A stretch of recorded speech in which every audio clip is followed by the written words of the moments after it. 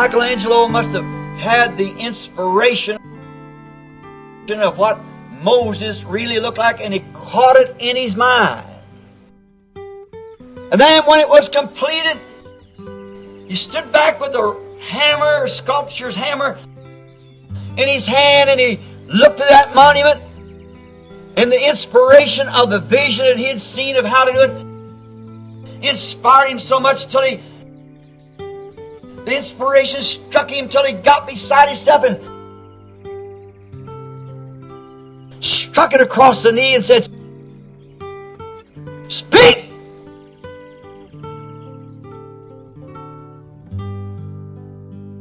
Now, there's a flaw on that great image. On the knee, on the right knee.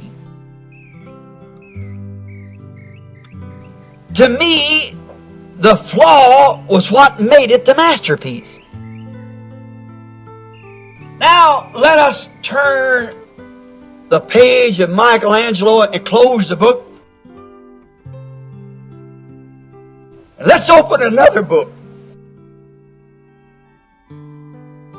and read of the great sculpture, the Almighty,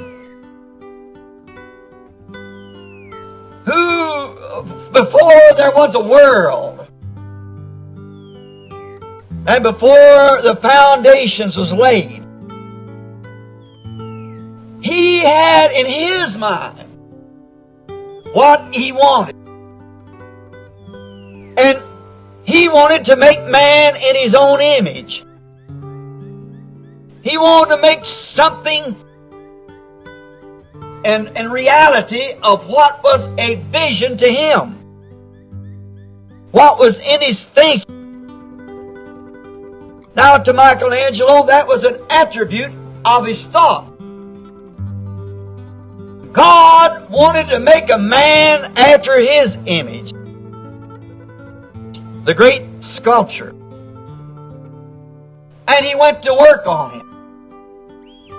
And we notice as He brought up from the materials, the first perhaps was fishes, and then the birds, and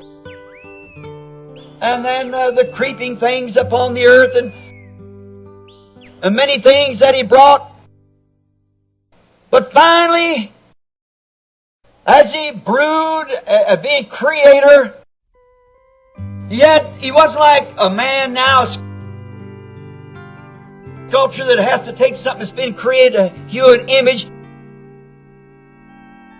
He was the sculpture of eternal things. He was a sculpture that could create and bring into existence that which He has in His mind. Or otherwise, He can make material what His attributes desired. And as He began to work upon creeping things, like upon the little animals upon the earth, and then He began to bring it from that into something else higher. Then finally He brought it into the larger animals, such as the lion, tiger, bear.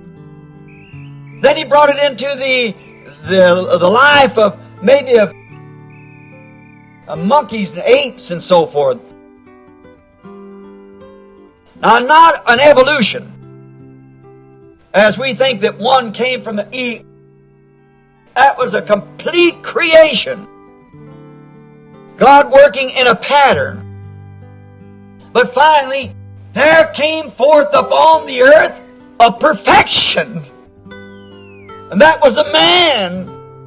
And then He could see in that man that it looked like Him. So now, when He looked upon him, he was a reflection of what his Creator was.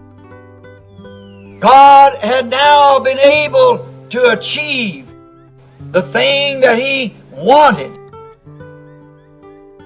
a man in his own image. But now he's seen that the masterpiece was lonesome like he was. So he divided the masterpiece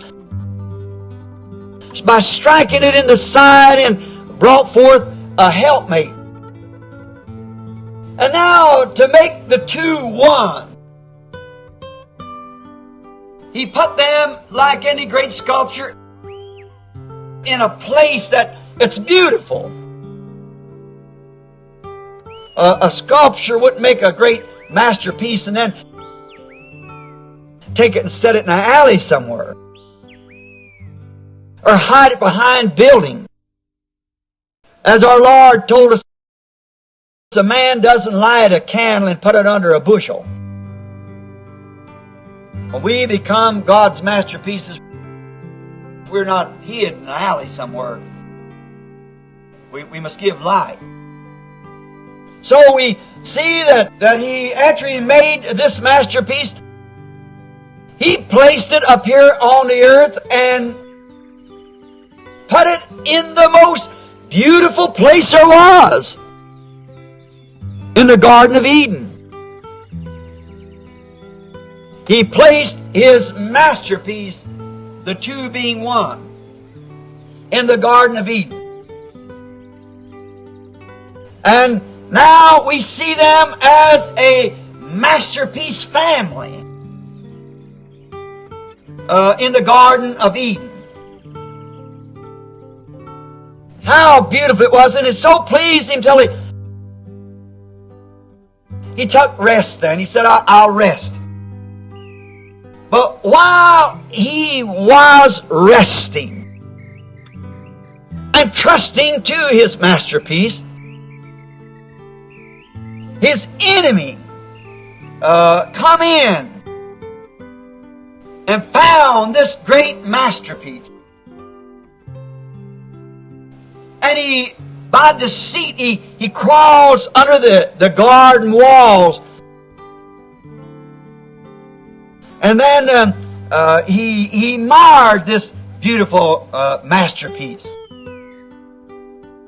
He marred it so that it fell. Then this masterpiece, when Satan got a hold of the deceiver, broke through the walls, and he marred this masterpiece. But the great sculptor, when he seen the fall of his family,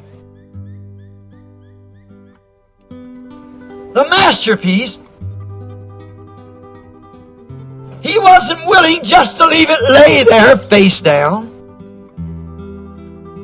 and ruin. He went to work immediately to build it up again. He wasn't willing that it should perish, lay there like that all the time, because he's God. And he will not be defeated. So he went to work immediately and began to build again unto his own image a man. And he began with the man called Abraham, and give to Abraham a covenant unconditionally. Every time he'd start a masterpiece, Satan would get it because the Word. But when he started with Abraham, he said, I have already done it. Now this is unconditionally. Not what that if you will, I will, but I've already done it. Now the sculptor is determined to have this masterpiece. Then from Abraham come the patriarchs. Now what's God doing? He's rebuilding this masterpiece that had fallen. So in the patriarchs, the first we find was Abraham. Every masterpiece is put on a foundation, a sculpture. Angelo's Monument of Moses is on 3 or 4 foot piece of marble. It's got a foundation. So God, in preparing this masterpiece, He put it on a foundation of the patriarchs. And the patriarch foundation first was Abraham, then Isaac, then Jacob, then Joseph, the 4 corners. And now Abraham was the foundation of faith. The foundation of love was Isaac. The foundation of grace was Jacob, God's grace to Jacob. But in Joseph was perfection. There's where he could set the money. Now the foundations is laid through faith, love, grace, and to perfection through the patriarchs. Finally, as he started way back in the days of Moses and come down through the prophets, each one, and finally building up the body, coming closer all the time. And the greatest of all of them was John. The Bible said so. Jesus said it. There's not a man ever born of a woman as great as John the Baptist. For he was the one that could introduce the Word. And then come finally the great head. The head of all of it. The rest of the body just spoke of it. The foundation was laid by the patriarch. But the body was built by the Word, which was the prophets. And here comes the head of all of it. Jesus came on the scene.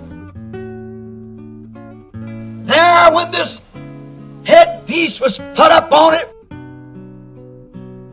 we find in Him the entire handiwork of God. We find in Him the perfect reflection of the Word, for He was the Word. The fullness of the Word. Now again, God has the perfect masterpiece again. As Isaiah said, behold my servant, my masterpiece, that I have portrayed through all the ages of this perfect one coming in. Here He stands right before me, a perfect, there in His own image, reflecting God. For He said in St. John 14, when you see me, you see the Father. And then in the beginning was the Word. And the Word was with God, and the Word was hewed out and reflected what the Word was at the beginning. Him, the Word, reflected in a masterpiece in His own likeness. God, back again in His own likeness. The Word form being reflected in the image of a man. The masterpiece. All the prophets had flaws. All that one's just a potion. But here at last, coming up through that, finally comes the masterpiece. The perfect one. No fault in Him at all. So perfect, reflected of the builder Himself. His own image was reflected in His work. God and Christ were one. Insomuch until He put His own Spirit into Him. And then even the image and the builder became one. God and His sculpture work, His masterpiece. Where Moses was in the work of Michelangelo was a sculpture work that was dead because it had been made out of stone. But you're the master builder. When he got his handiwork perfected, he stepped into it. So perfected a Redeemer of man. So perfect. So godly. Yet there was no beauty we should desire Him. When this virgin-born Son of the living God becomes so perfect and humble and in the image of God until the great Master who had brought His life up through the prophets, and He was the fulfilling of all the prophets. He was so perfect until God, seeing this, He smote Him and cried out, "Speak!" as Michelangelo did. Speak!